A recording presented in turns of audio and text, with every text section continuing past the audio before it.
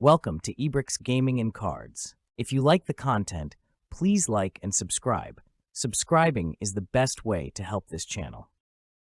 Do you love dismantling your opponent's game plans by blowing up their permanents, including their lands? Then I've got the perfect deck for you. This is a budget-friendly take on Reaper King. The core of this deck costs less than $100 if you skip high-cost cards like Mana Echoes and expensive lands. Reaper King, a 10-mana Scarecrow Overlord that can be cast with as little as 5 mana thanks to his hybrid mana costs. The main reason to build a Reaper King deck is to abuse the triggered ability. Every time another Scarecrow enters the battlefield under your control, you get to destroy a target permanent. This deck turns Scarecrows and Changelings into Vindicates for as low as 1 mana. Our game plan has 3 major phases: ramp, establish a board state, and close out the game. Start by ramping to increase your available mana as quickly as possible. Then, establish a board state by casting Reaper King to get your engine running. Finally, close out the game by setting up an enter the battlefield loop or draw engine to generate continuous value and secure victory. The first group of cards we're going to look at make up our combos and game-winning synergies. The first card is Spark Double. It can clone a legendary creature without becoming legendary.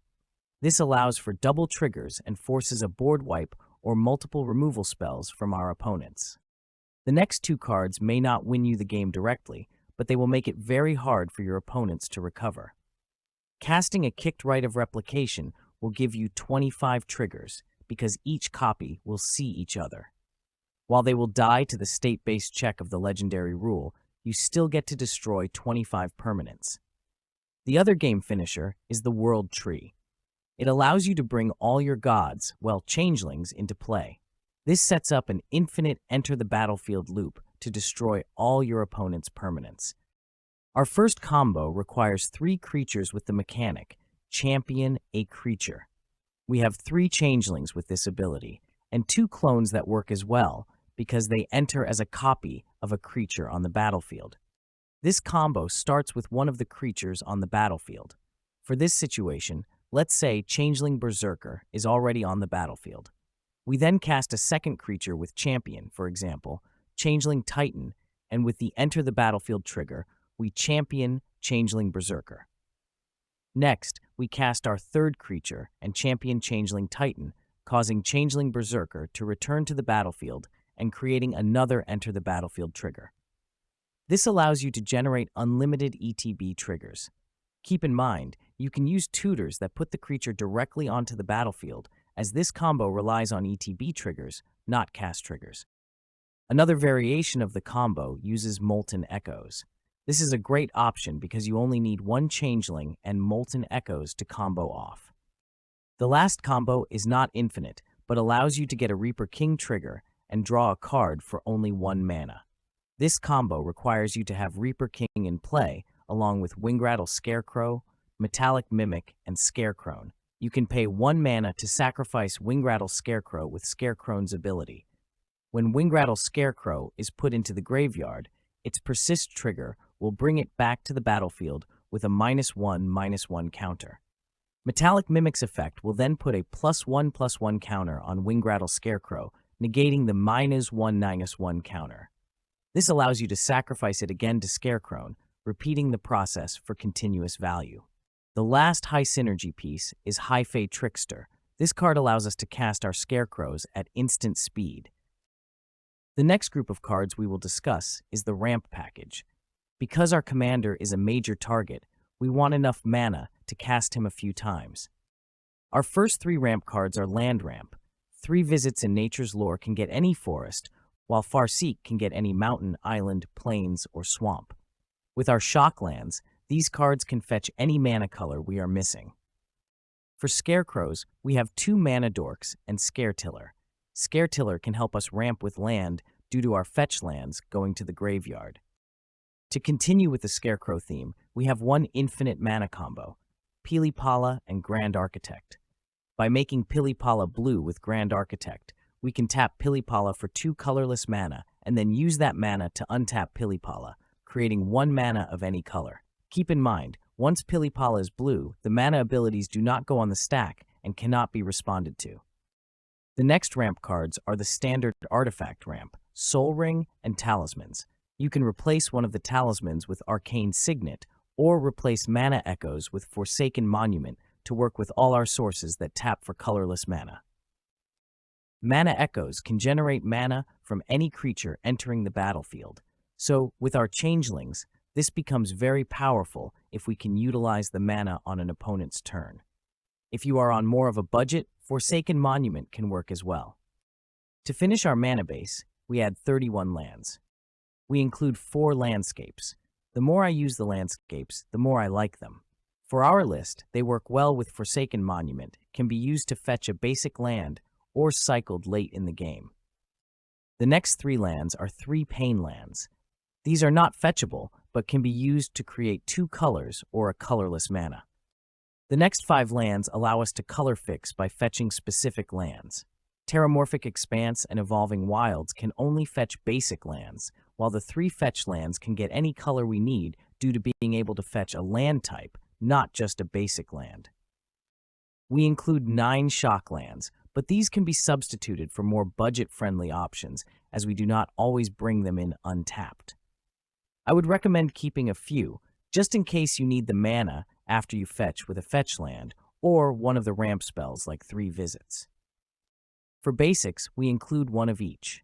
For lands that can produce any color, we have Command Tower. We also include Exotic Orchard and Reflecting Pool, both of which can create every color under most situations. For utility lands, we include Alchemist's Refuge.